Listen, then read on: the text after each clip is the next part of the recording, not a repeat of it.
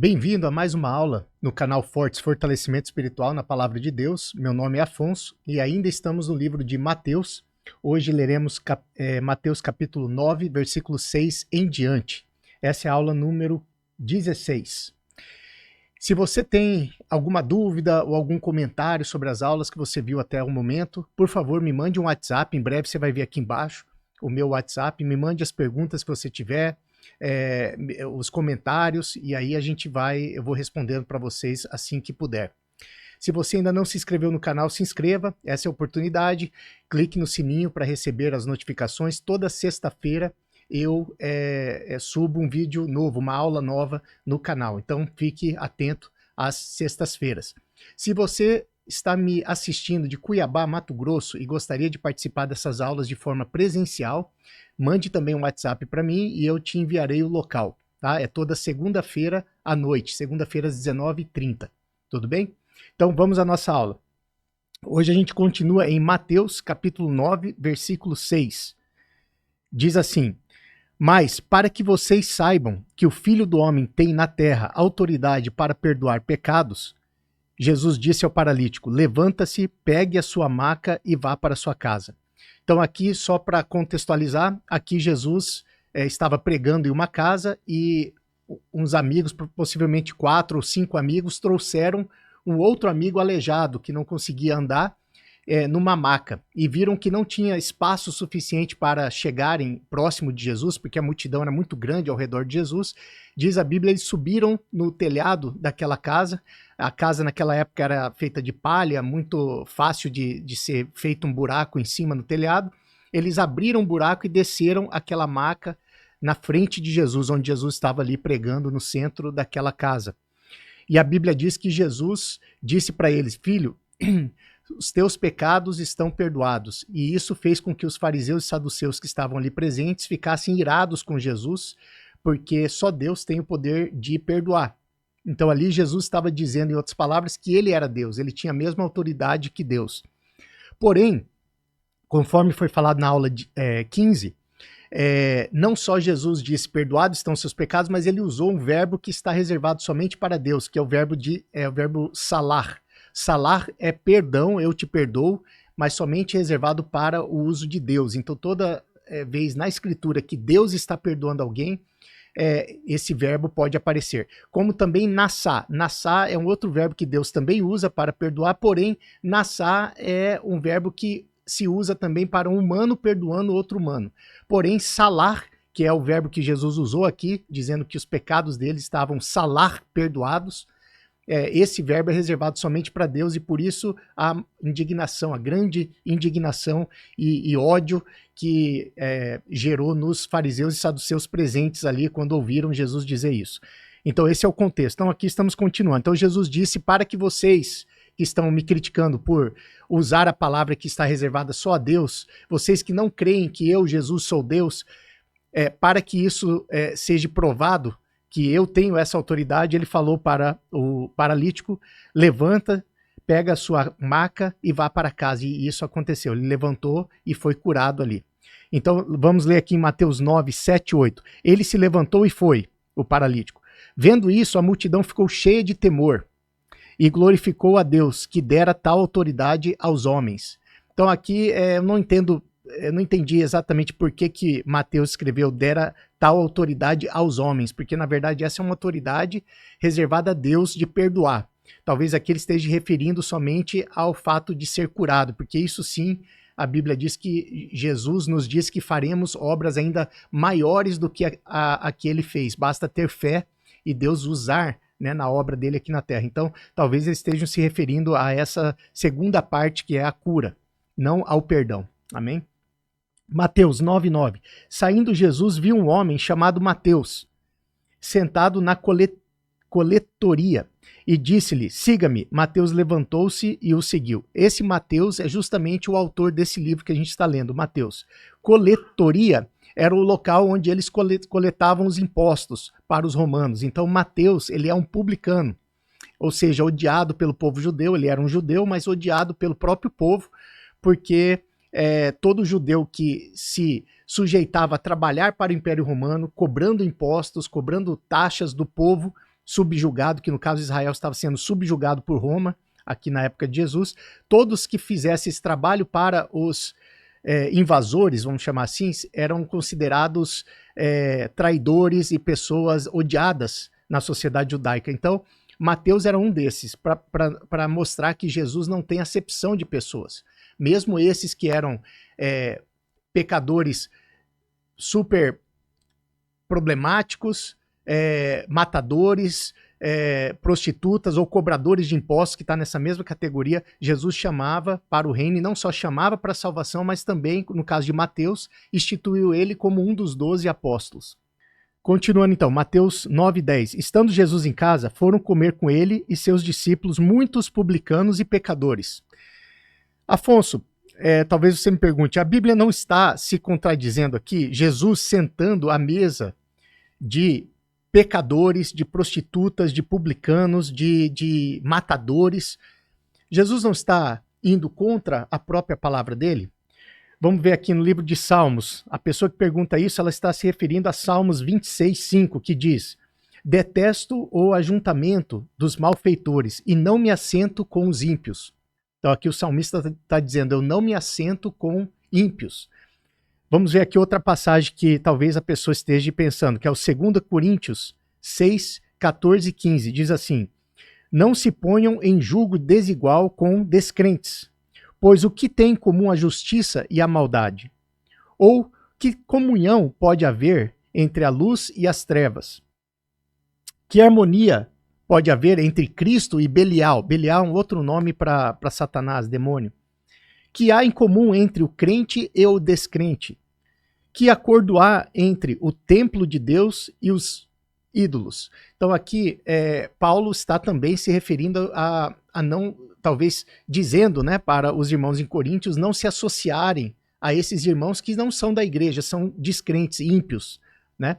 Porém, parece uma contradição, mas aqui o que Jesus fez, e é algo que nós podemos ainda fazer hoje, não é pecado, não é estar fora do direcionamento de Deus. O que Jesus fez foi sentar com pecadores, pessoas que todo mundo rejeitava, pessoas que hoje poderiam ser como se fosse um terrorista ou um estuprador. Jesus sentaria com essas pessoas, mas não para ser influenciado, mas sim para influenciar. Essa é a grande diferença. Então aqui o salmista diz, não se assente com os ímpios, no sentido de não se assente com os ímpios para você virar mais um com eles. Para você virar mais um escarnecedor, para você entrar nas piadinhas deles e no mundo pecaminoso que eles vivem. Não, mas se você senta na mesa como Jesus fazia para influenciar e não ser influenciado, mas influenciar, aí sim é bíblico. Isso não é pecado, não é uma contradição. Aqui Jesus está... ele veio para pregar, ele veio para mostrar o caminho da graça, ele veio para salvar. Então, ele sentou para influenciar as pessoas. Ele não era influenciado, mas ele influenciava. E isso que nós devemos fazer hoje. Quer sentar numa mesa de escarnecedores? Você vê que as pessoas ali são descrentes, você já pregou antes, e elas não aceitam o evangelho. Ali você não deve fazer isso, porque ali você está jogando pérola aos porcos. A gente já falou isso sobre isso nas aulas passadas. Então a gente tem que sentar não para jogar pérola aos porcos ou carne santa aos cães, mas para influenciar. Amém? É isso que Jesus fazia. Continuando a leitura, Mateus 9:11. Vendo isso, ou seja, vendo Jesus sentado com todos esses pecadores e pessoas impuras, e Jesus se dizendo um rabino, dizendo mestre da lei, vendo isso, os fariseus perguntaram aos discípulos de Jesus: por que o mestre de vocês come com publicanos e pecadores? Por que o mestre de vocês come com esses traidores que são os publicanos, que nos vendem para Roma, e esses pecadores, prostituta, matador, estuprador? Por que Jesus senta com essas pessoas para comer? Lembrando que nessa época, o ato de sentar e comer comida junto com uma pessoa era algo bem íntimo, era considerado uma coisa entre amigos, né? Hoje em dia nem tanto, você vai numa empresa grande, tem um refeitório, você acaba sentando junto com todo mundo para comer, mas na época de Jesus, há 2000 anos atrás, o ato de sentar, principalmente para os judeus, o ato de sentar junto numa mesa e quebrar o pão junto, comer junto ali, muito próximo, era um ato assim de consideração no mínimo, ou de amizade. Então aqui Jesus estava como se fosse um amigo desses pecadores. É por isso que os fariseus estão aqui indignados. Mateus 9:12. Ouvindo isso, Jesus disse, ouvindo eles perguntar isso para os discípulos de Jesus, Jesus disse, não são os que têm saúde que precisam de médico, mas sim os doentes. 9:13. Vão aprender o que significa isso. Desejo misericórdia, não sacrifícios. Pois eu não vim chamar justos, mas pecadores. Então, lembrando que Jesus, essa é a primeira vinda de Jesus na Terra. São 3 vindas, a Bíblia diz. As outras 2 vindas, a segunda no arrebatamento e a terceira no juízo final. Essa primeira vinda de Jesus, ela não é ainda para condenar, não é ainda para passar juízo sobre todo mundo, e sim para mostrar o caminho da graça. É a grande chance que Jesus está dando, porque ele veio para morrer por nós na cruz. Por causa da morte dele, hoje nós somos salvos através de Jesus, porque ninguém conseguiu e ninguém consegue ainda cumprir toda a lei, as 613 leis do Velho Testamento, só Jesus conseguiu cumprir. Então aqui Jesus, morrendo por nós, ele está dizendo, você não precisa cumprir essas leis, você só precisa me aceitar, pegar a sua cruz e me seguir. E ao me seguir, eu vou te dar um novo coração. E esse coração vai ter o Espírito Santo morando dentro de você, que vai te guiar e te dizer o que é pecado e o que não é. Então hoje, nós não devemos seguir regras que igrejas impõem, né? As igrejas legalistas que existem aí fora. Nós temos que entender o seguinte, uma vez que você de coração crer em Jesus, você vai sentir no seu coração que aquele ambiente que você ia já não é propício, você vai sentir que esse vício que você tem, seja o que for, já não é mais algo que agrada a Deus, e você vai querer naturalmente mudar. Esse é o evangelho puro. Nós não devemos trocar as leis de Moisés por leis de pastores e de padres que inventaram agora na modernidade. Para você ser membro da igreja, você tem que cumprir certas regras e normas. Isso é lei. Jesus, diz Paulo, ele é o fim da lei. Jesus veio e cumpriu toda a lei, morreu por nós, e agora, ao crer em Jesus e seguir ele, nós recebemos essa nova natureza, esse novo coração, e nesse novo coração você não tem mais prazer no pecado. Então, coisas que nem estão escritas na Bíblia, que não agradam a Deus, são coisas que você já vai entender, porque o Espírito Santo vai te incomodar a entender que é pecado. Vamos supor, fumar não está na Bíblia que é pecado, não está escrito em lugar nenhum, não existia cigarro na época, vapor, não existia, nada disso na época de Jesus. Mas hoje você, como um cristão verdadeiro, ao pegar um cigarro, um vapor, você vai sentir dentro de você que você está fazendo algo errado.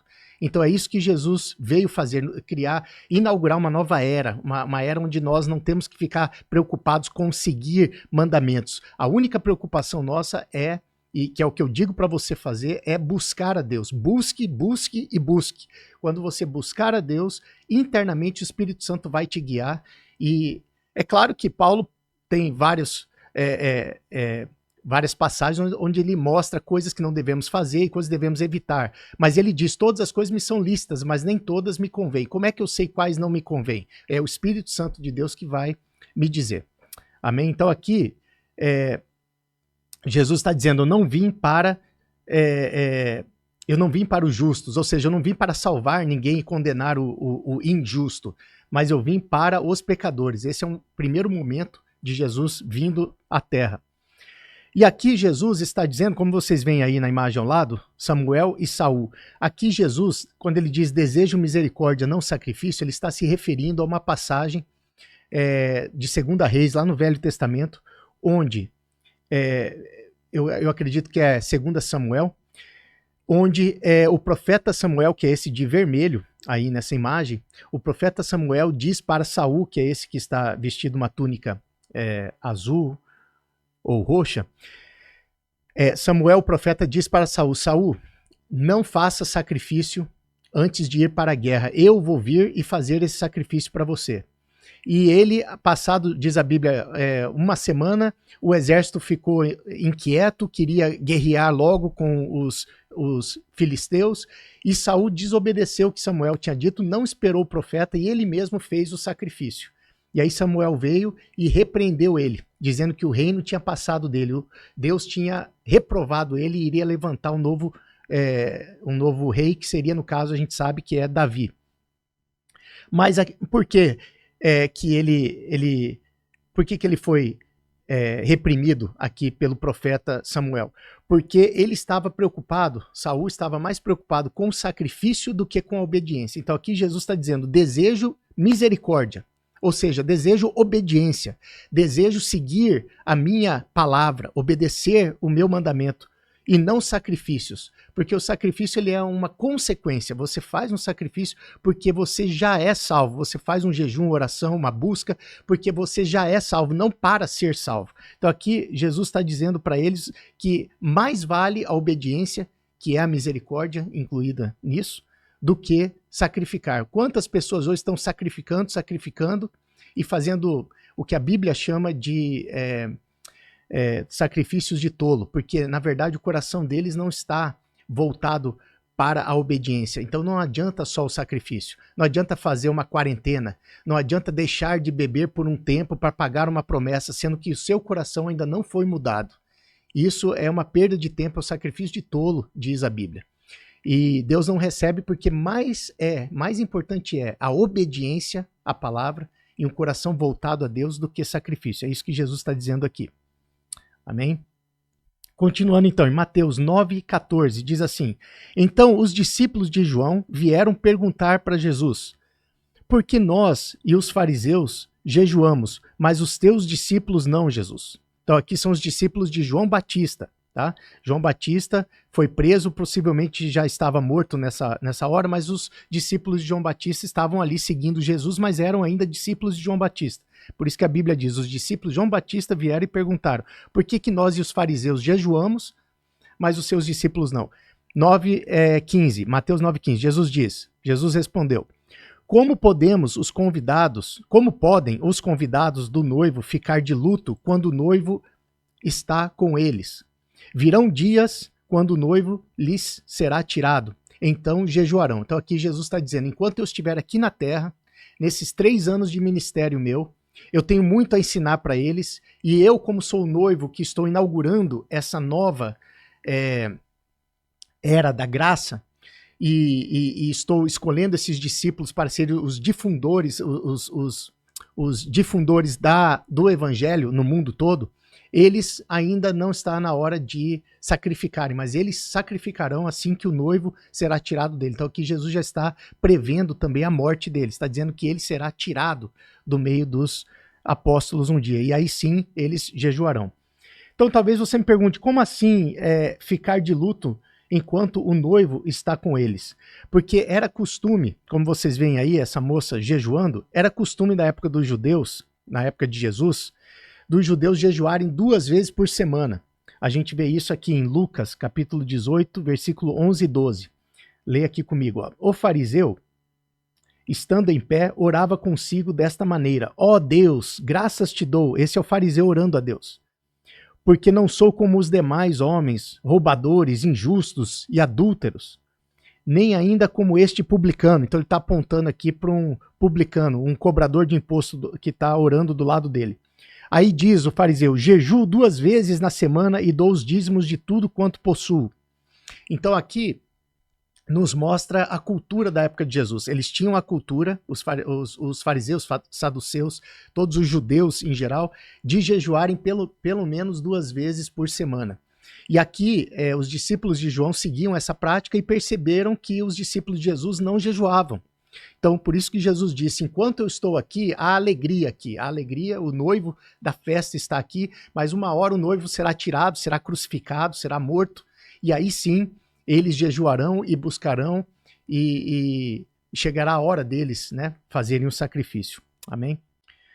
Então, continuando a leitura, Mateus 9,16, aqui mostra como Jesus está comparando a velha aliança, que é da lei de Moisés, com a nova aliança que ele traz, que é a graça. Veja aqui, 9,16. Jesus diz, ninguém põe remendo de pano novo em roupa velha, pois o remendo forçará a roupa, tornando pior o rasgo. Então aqui Jesus está dizendo, a roupa velha é a lei de Moisés, é os usos e costumes que vocês têm aqui. Porém agora é chegado uma nova roupa, que é a graça, que é Jesus, inaugurado com Jesus. Então, não dá para misturar os dois, não dá para colocar uma peça nova, um pedaço de roupa novo e pregar num pedaço de roupa velha. Não funciona assim, é isso que Jesus está dizendo. Então, agora há uma diferença, então por isso que parou tudo aqui, os discípulos não jejuarão, não se preocuparão com isso agora, porque a ordem do dia agora é aprender sobre essa nova essa nova era da graça que eu trago, é isso que Jesus está dizendo. Então não há essa mistura. Então aqui Jesus continua, em 9:17, nem se põe vinho novo em vasilha de couro velha. Se o fizer, a vasilha rebentará e o vinho se derramará e a vasilha se estragará. Então aqui mais uma vez Jesus está dizendo, o novo não pode ser misturado com o velho. Jesus não veio para complementar a lei, ele veio para cumprir a lei e criar um novo caminho. Esse novo caminho, Jeremias diz lá atrás, antes de Jesus vir, 700 anos antes de Jesus vir, ele profetiza dizendo que no dia que o Senhor viesse, que é Jesus, inauguraria uma nova era de graça, e Deus trocaria o coração de pedra por coração de carne.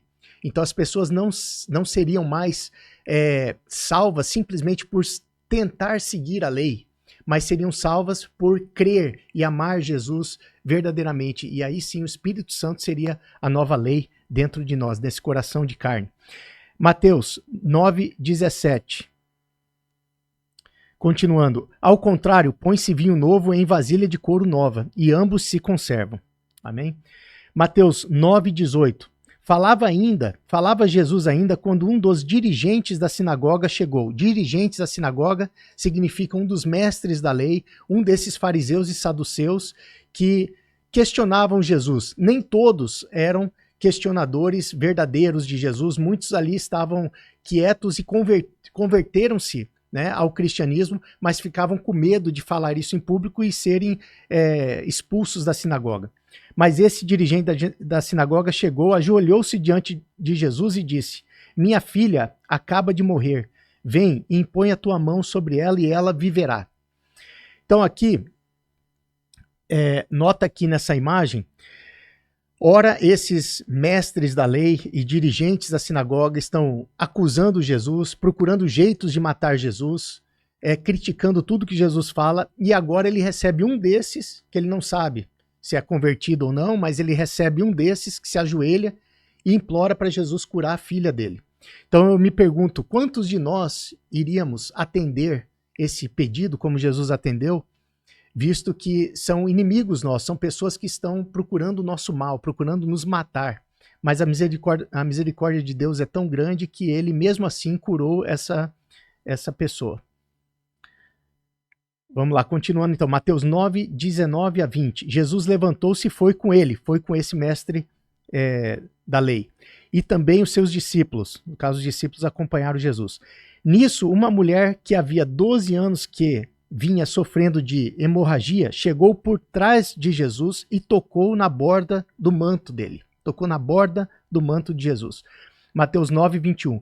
Pois ela dizia para si mesma, ela falava dentro dela, se eu tão somente tocar o manto de Jesus, eu ficarei curada, eu não preciso nem falar com ele. Ele não vai parar para falar comigo, eu não sou nada. Ela não está aqui dizendo que ela não quer falar com Jesus, mas aqui a multidão era grande, era tão grande ao redor de Jesus, que era impossível você conseguir 10 segundos de fala com Jesus aqui nessa situação. Então ela pensava consigo mesma, se eu somente tocar na vestimenta de Jesus, eu creio que eu serei curada. Então, Mateus 9:22, voltando-se, Jesus virou, ele estava andando para frente, ele parou e virou para trás. Jesus a viu e disse, ânimo filha, a sua fé a curou. E desde aquele instante a mulher ficou curada. Aí eu pergunto para você aqui, a cura só acontece se eu tiver fé em Jesus, Afonso? Essa é uma pergunta que muita gente faz, e a resposta pode te surpreender. Na verdade, não necessariamente. Veja aqui nesse caso, aqui na imagem, Jesus está aqui curando vários leprosos e cegos. E a Bíblia nos mostra um caso curioso, onde Jesus cura uma pessoa que não tinha fé, nenhuma. Então isso mostra que Deus também pode curar, mesmo a pessoa não tendo fé. essa história de você só é curado se você tiver fé.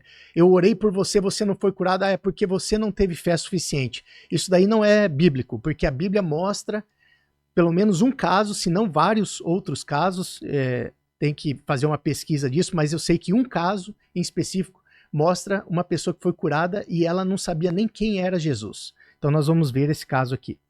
Então, vamos ver juntos aqui um caso de cura com fé e um caso de cura sem fé. Um caso de cura com fé é esse exemplo da mulher que tinha uma hemorragia interna. Aqui Jesus diz claramente, a tua fé te curou, ou seja, a fé dela que fez o poder sair de Deus, de Jesus, vamos chamar assim, para curar ela ali. Já o segundo caso é quando Jesus estava, como vocês veem aqui na imagem, Jesus cura esse cego de nascença, quando Jesus estava no lugar público, onde tinha uns mikvahs, que são aquelas tanques grandes, onde as pessoas se usavam para se purificar, fazer aquela limpeza de purificação, não higiênica, mas de purificação espiritual, chama mikvah em hebraico.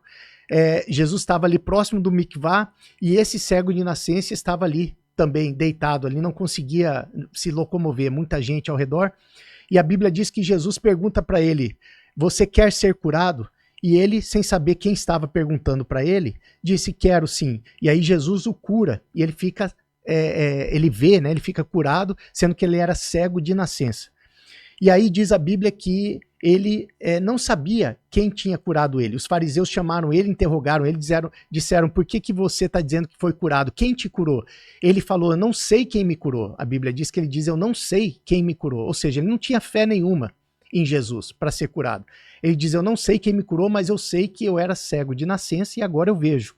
Vamos ver aqui no livro de João, capítulo 9, versículo 24 a 25, narra essa parte dessa história. Diz assim, versículo 24, chamaram, pois, pela segunda vez o homem que tinha sido cego e disseram-lhe, quem que disse a ele? Os fariseus e saduceus que estavam interrogando ele, dizendo, quem te curou? Por que você agora vê? Ele estava indignado. Dá glória a Deus, nós sabemos que esse homem é pecador. Ele está dizendo, se você está achando que Jesus te curou, diga agora que esse homem, Jesus, é pecador e dê glória a Deus. Está dizendo aqui para ele falar essas palavras, né? Mas ele não sabia que Jesus tinha curado ele, não sabia quem tinha curado ele. Ele respondeu. Respondeu ele, pois, e disse, se é pecador eu não sei. Uma coisa eu sei, é que, havendo eu sido cego, agora vejo. Então, aqui ele está dizendo, aqui se vocês lerem um pouquinho antes, alguns versículos antes, vocês vão ver que ele disse, eu não sei quem me curou. Aí aqui os fariseus estão dizendo, se é esse tal de Jesus, diga aqui publicamente que ele é pecador e que não foi ele que te curou. E aqui o cego de nascença, que agora vê, está dizendo, eu não sei se ele é pecador ou não, eu não conheço esse Jesus. Eu nunca vi esse cara antes. Mas uma coisa eu sei, que eu era cego e agora eu vejo. Então perceba que o cego não tinha conhecimento nenhum de Jesus, muito menos fé de que Deus ou Jesus iria curar ele. E ele foi curado. Então aqui mostra que não só através da fé nós somos curados, mas é pela misericórdia de Deus. Se Deus quiser curar, mesmo aquele ímpio, incrédulo, Deus vai curar, porque Deus é soberano. Amém? Continuando a leitura, diz assim, quando ele chegou à casa do dirigente da sinagoga, então lembra que Jesus está em direção à casa desse mestre da lei para curar a filha. E viu os flautistas e a multidão agitada. Disse, saiam, a menina não está morta, mas dorme. Todos começaram a rir de Jesus. Então aqui Jesus está chegando na casa, esse que é o contexto. Aqui o pai está desesperado, é um desses mestres da lei. E a filha não aguentou e ela faleceu. E quando a pessoa morria, era normal flautistas começarem a tocar uma música fúnebre e a multidão ficar agitada, chorando e gritando. Então aqui Jesus está dizendo, saiam, não precisam fazer nada disso, porque a menina não está morta, mas dorme. Obviamente ela estava morta, a gente sabe disso. Mas para Jesus nada é impossível, então ele está dizendo, em outras palavras, eu vou ressuscitar essa menina. E note que mesmo muitos ali presentes já tinham possivelmente visto Jesus curar, visto Jesus fazer milagres. E eles conheciam quem era Jesus, sabiam que Jesus que estava ali entrando na casa, e mesmo assim começaram, diz aqui, todos a rir dele, a zombar de Jesus, como se ele não tivesse esse poder. Então você vê como é uma coisa muito séria a incredulidade. É algo que, se Deus não nos tocar, não tirar esse véu da cegueira espiritual de nós, a gente não consegue ver, nós não conseguimos nos converter. Por isso que em algum estudo aqui no futuro, eu vou trazer para vocês a diferença de visão entre os calvinistas e os arminianos. E eu sou calvinista nessa visão, porque eu não creio que nós temos a capacidade de crer em Deus. Na verdade, é Deus que nos ressuscita, como ressuscitou Lázaro. Ele que consegue nos fazer ver.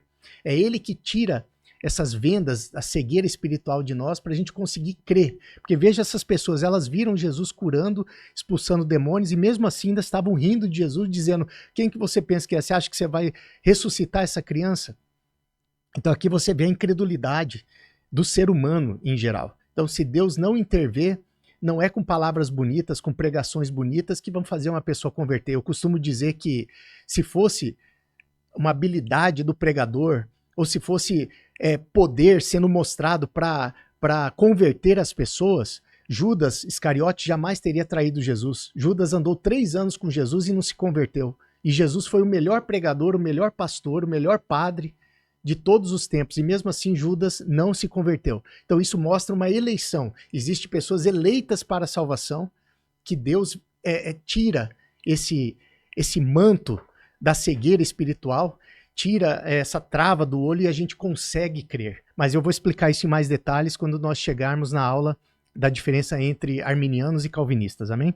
Continuando a leitura, Mateus 9, 25 e 26, diz assim: depois que a multidão se afastou, depois que eles obedeceram que Jesus pediu para eles saírem, Jesus entrou e tomou a menina pela mão e ela se levantou, ou seja, ressuscitou. A notícia deste acontecimento espalhou-se por toda aquela região. Saindo Jesus dali, 2 cegos o seguiram, clamando: Filho de Davi, tenha misericórdia de nós. Note que ao chamar Jesus de Filho de Davi, ali o cego já está dizendo, em outras palavras, e isso todo judeu na época de Jesus entenderia dessa forma, aqui eles estão dizendo que Jesus é o Messias, porque todo judeu sabia que o Messias seria filho de Davi, seria da descendência do rei Davi. Então aqui, ao gritar: Filho de Davi, tenha misericórdia de mim, estão dizendo: eu creio que tu és o Messias, me cure. Por isso que Jesus foi e curou eles também. Mateus 9, 28 diz: entrando ele em casa, os cegos se aproximaram e ele lhes perguntou: vocês creem que eu sou capaz de fazer isso? Eles responderam: sim, Senhor. 9, 29. E ele, Jesus, tocando nos olhos deles, disse: que lhe seja feito segundo a fé que vocês têm. Então veja aqui que é uma cura baseada na fé. Mas como nós acabamos de ver, aquele cego de nascença foi curado sem fé. Então, ora é com fé, ora é sem fé. Nós não podemos colocar Deus numa caixinha e dizer Deus só cura quando tem fé. Deus é soberano e ele pode fazer da forma que ele bem entender. Amém? Mateus 9, 30. E a visão deles foi restaurada. Então Jesus os advertiu severamente: cuide para que ninguém saiba disso. Não avise ninguém, não saia falando para ninguém que vocês foram curados por mim. Aí eu te pergunto aqui, por que Jesus disse a eles para não contarem esse milagre para as pessoas? Não era o objetivo de Jesus que as pessoas viessem a crer nele? E o ato de vir a crer muitas vezes é ajudado por um milagre. Por que Jesus está aqui impedindo eles de falar o milagre? Então veja aqui nessa imagem ao lado, vocês vão ver o motivo. Jesus, ao curar muita gente, expulsar muitos demônios, ele atraía grandes multidões. E com essas multidões ao redor dele, ele não conseguia entrar nas vilas, nas cidades para pregar. Então ele precisava ter acesso a essas cidades para poder pregar o evangelho para todos os judeus. E ao mesmo tempo que os milagres ajudavam as pessoas a crer, atrapalhava o ministério de Jesus, porque Jesus não conseguia entrar nas cidades. Por isso que muitas vezes ele fala: não conte para ninguém que você foi curado por mim. Nós sabemos disso porque vejam aqui em Marcos capítulo 1, versículo 45, narra a mesma história, a mesma situação ali, porém com um pouco mais de detalhe. Aqui Marcos narra dizendo: ele, porém, saiu e começou a tornar público o fato, ou seja, os dois cegos, ou um dos cegos, não sabemos, começou a tornar público o fato, dizendo: eu fui curado por Jesus. E espalhou a notícia. Por isso, diz aqui, ó, Jesus não podia mais entrar publicamente em nenhuma cidade, mas ficava fora, em lugares solitários. Todavia, assim mesmo vinha a ele gente de todas as partes. Tudo bem, o ministério de Jesus não foi prejudicado por conta disso, mas muita gente que morava na cidade, às vezes coxo, aleijado, uma pessoa que não conseguia se locomover, não conseguia ir até o deserto ouvir Jesus, ou receber uma cura, né, de Jesus. Então, por essa razão, não chegou a anular o ministério de Jesus, mas atrapalhou, porque Jesus queria ter mais acesso e não conseguia, justamente por causa das curas. Por isso que ele pedia para não contarem. Mateus, continuando, Mateus 9, 31, 32, diz assim: eles, porém, saíram e espalharam notícia por toda a região. Enquanto eles se retiravam, foi levado a Jesus um homem endemoniado que não podia falar. Então aqui Marcos só está dizendo que eles saíram e espalharam a notícia, Mateus está dizendo que eles saíram e espalharam a notícia, mas Marcos dá um pouquinho mais de informação dizendo que por causa dessas coisas, do espalhar dessas notícias de que Jesus curava, Jesus não conseguia mais acesso às cidades. Mateus 9,33 diz assim: quando o demônio foi expulso, o mudo começou a falar. A multidão ficou admirada e disse: nunca se viu nada parecido em Israel.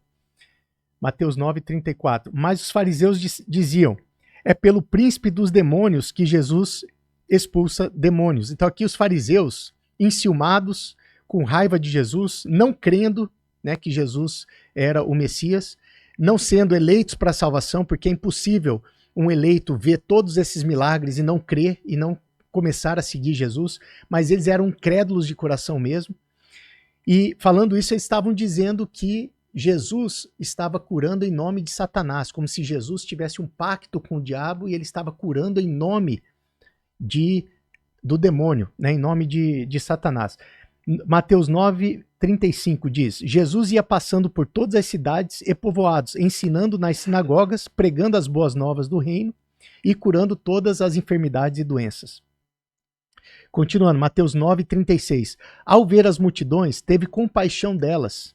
Jesus viu as multidões de pessoas ali, muitas vezes sem comer, sem lugar para dormir, com crianças, e todos ali tentando chegar próximo de Jesus para ouvir as palavras de Jesus, para serem curados, enfim. Então Jesus teve compaixão dessa multidão, porque estavam aflitas e desamparadas como uma ovelha sem pastor. Mateus 9, 37 e 38. Então, Jesus disse aos seus discípulos: a colheita é grande, mas os trabalhadores são poucos. Peçam, pois, ao Senhor da colheita que envie trabalhadores para a sua colheita.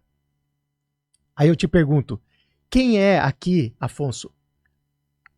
Talvez você me pergunte, aliás, quem é aqui, Afonso, a colheita? E quem são aqui os trabalhadores? Do que Jesus está falando? Ele olha para a multidão e fala que a multidão é uma colheita? Como assim? Então essa imagem aqui mostra a multidão de pessoas. Essa é a colheita, a humanidade. A humanidade inteira é a colheita. E os trabalhadores somos nós, os evangelistas, os pregadores. São pessoas convertidas que não precisam ter cargos na igreja, não precisam ser bispo, nem pastor e nem padre para pregar, mas você é uma pessoa que carrega o Espírito Santo dentro de você, você prega no seu trabalho, você prega na sua academia, você prega na rua. São pessoas que estão pregando, levando o evangelho para que essa colheita aconteça. E não são todos que vão ouvir o evangelho que vão crer, porque não são todos que são escolhidos. E a gente vai conversar mais profundamente sobre isso nas aulas sobre o calvinismo e arminianismo. Mas é necessário que os trabalhadores preguem para todos, porque nós não sabemos quem será salvo, quem vai dar ouvido ao evangelho. Então nós temos que pregar para todos, independente, sem saber quem vai ser salvo ou não.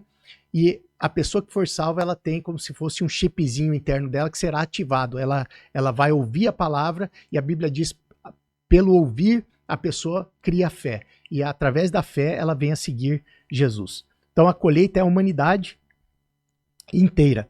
E os trabalhadores dessa colheita somos nós, os pregadores. Amém? Continuando a leitura, Mateus 10, já chegamos no capítulo 10, Mateus 10, 1, diz assim: chamando os seus 12 discípulos, Jesus lhes deu autoridade para expulsar espíritos imundos, ou seja, endemoniados, né, curar endemoniados, e curar todas as doenças e enfermidades. Mateus 10, 2. Estes são os nomes dos 12 apóstolos. Primeiro, Simão, também chamado de Pedro, e André, seu irmão. Tiago, filho de Zebedeu, e João, seu irmão. Mateus 10, 3, 4. Filipe e Bartolomeu, Tomé e Mateus, o publicano, ou seja, Mateus é esse que está escrevendo esse livro. Tiago, filho de Alfeu e Tadeu. Simão, o Zelote e, note só, e Judas Iscariote, o que traiu Jesus. Então Jesus deu para Judas Iscariote o poder de expulsar demônios, de curar enfermos, de ressuscitar mortos. Tem em outras passagens que diz que eles tinham também esse poder, que Jesus foi dado esse poder a eles por Jesus para que eles fossem pregar em certas cidades ao redor que Jesus não tinha acesso, Jesus não conseguia entrar nessas cidades por causa da multidão. Então aqui você talvez me pergunte, Jesus deu poder, Afonso, de cura para Judas Iscariote, mesmo sabendo que ele não era convertido, que ele iria trair Jesus? E a resposta é sim. E aí eu te redireciono a nossa aula número 13, que eu falo sobre a diferença do fruto e do poder externo. Há uma grande diferença entre o fruto que vem de dentro para fora, que é o que você é. Se você nasceu de novo, você produz frutos do Espírito. E há uma grande diferença de poder externo, que são poderes que vêm, que Deus usa aquela pessoa por ela estar no momento certo, na hora certa, na posição certa, e que não significa que essa pessoa é salva ou até convertida. Não significa essa pessoa convertida. Então muitas vezes você vê pastores, missionários curando e pregando, e Deus levantando até mortos através deles, mas muitas vezes não são nem convertidos. Eles estão ali fazendo um teatro, estão ali buscando dinheiro, estão ali com outras intenções, e é isso que Jesus diz em uma outra passagem, que nos últimos tempos, no dia do julgamento final, muitos dirão para Jesus: mas Senhor, eu curei no teu nome, eu expulsei demônios no teu nome. E Jesus vai dizer para ele: não os conheço, apartai-vos de mim.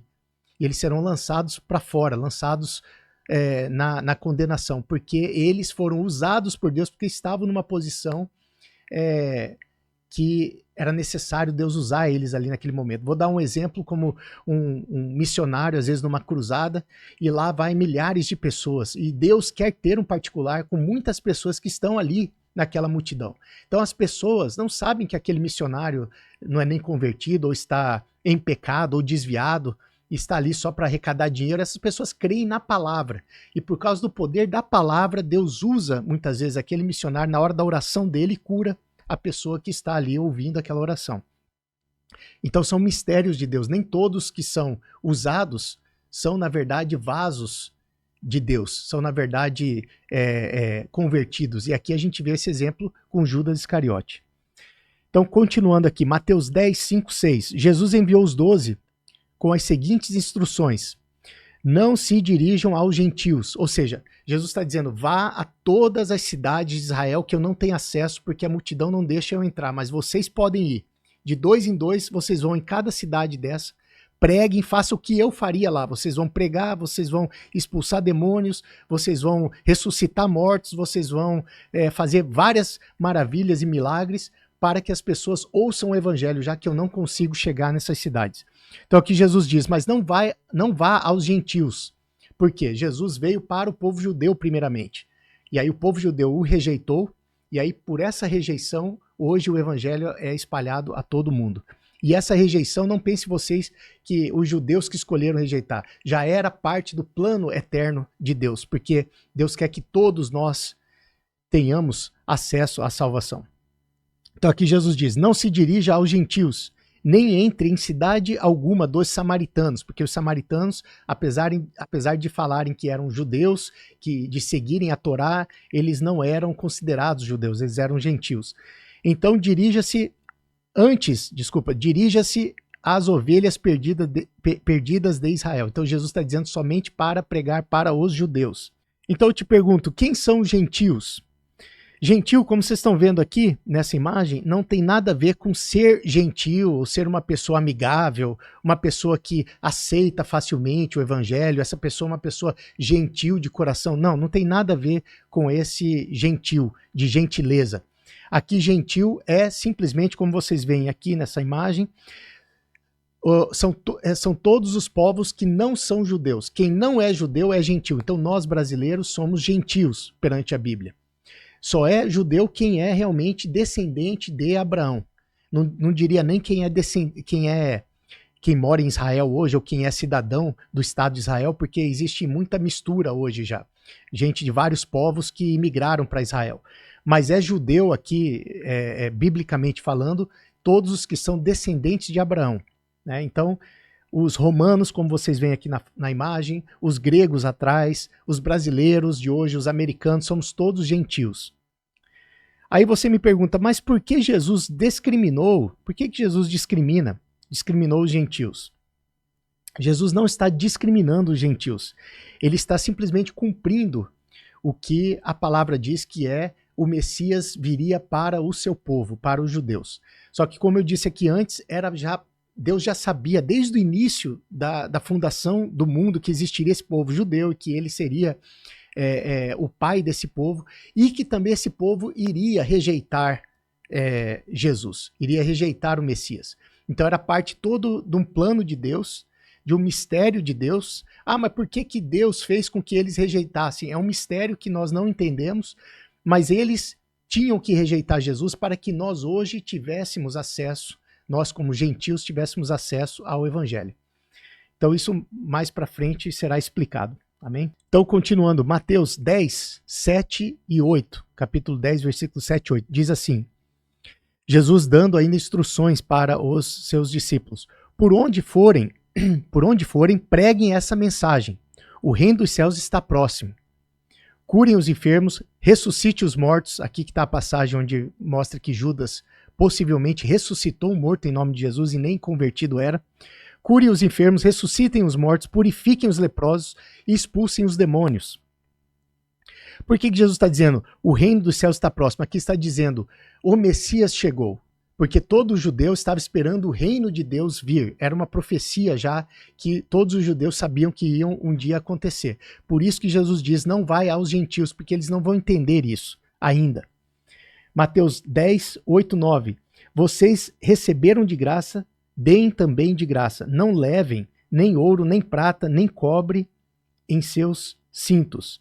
Então, ao Jesus dizer aqui em Mateus 10, 8, 9, que vocês receberam de graça e de graça vocês devem dar, aqui Jesus está dizendo, não cobre por nenhum milagre que vocês vão fazer, não cobre por pregar. Então isso causa uma polêmica, como vocês estão vendo aí na imagem ao lado, é uma polêmica hoje no mundo evangélico. De um lado, pastores, pregadores, missionários, defendem de um lado o direito de cobrar para pregar. E do outro lado tem pregadores e pastores também dizendo que nós não devemos cobrar nenhum real para pregar, porque a palavra não é nossa, é de Deus, a palavra é de Jesus, de graça nós recebemos esse entendimento e de graça nós devemos transmitir, sem cobrar nada por isso.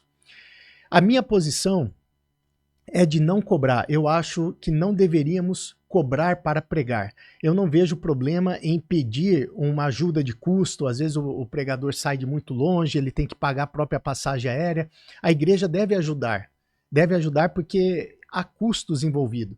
Mas eu não acho que, como vejo, às vezes 30 mil reais, 50 mil reais sendo cobrado para pregar em uma noite em uma igreja, em alguma convenção, em algum congresso de igreja. Isso eu acho um absurdo e não acho que Jesus aprovaria isso. Porque uma coisa é cobrir os custos que você teve para chegar até aquele local e pregar. Outra coisa é você ganhar dinheiro com aquilo. Ah, mas o pregador vive disso. Ele pode escrever livros, ele pode gravar CD, ele pode fazer outras coisas. Agora, pregar é uma coisa que aqui diz claramente, Jesus está enviando os discípulos para pregar, para curar em nome dele, para salvar vidas. E quando envolve em questão de pregação, eu acho que não convém, a minha opinião, minha Afonso, não convém cobrar. Mas aí fica para vocês me mandarem no WhatsApp o que vocês acham dessa polêmica. Deve o pregador cobrar para pregar ou ele deve simplesmente estar contente com a ajuda de custo para ele ir fazer aquela pregação? Aí vocês me mandam o WhatsApp, quem tiver interesse, vamos ouvir as opiniões diferentes. Então aqui nós encerramos a nossa aula número 16, finalizamos aqui o capítulo 10 e versículo 9. Então na próxima aula iniciaremos com Mateus 10, capítulo 10, versículo 10. Amém? Espero que você tenha gostado. Se você gostou desse vídeo, compartilhe com seus amigos. Se você ainda não se inscreveu, se inscreva. Acione o sininho. Toda sexta-feira eu lanço um vídeo novo. Então você vai ter uma aula nova toda sexta-feira para você assistir aí, final de semana. Se você mora em Cuiabá e gostaria de participar presencialmente dessa aula, me manda aqui um WhatsApp que eu te colocarei na lista e te passarei a localização para você estar lá junto conosco. E, por último, se você sentir no seu coração de ajudar no custo do estúdio e ajudar nesse canal, nessas aulas, aqui está o QR Code e contribua com o que seu coração desejar. Amém? Te vejo então na aula número 17.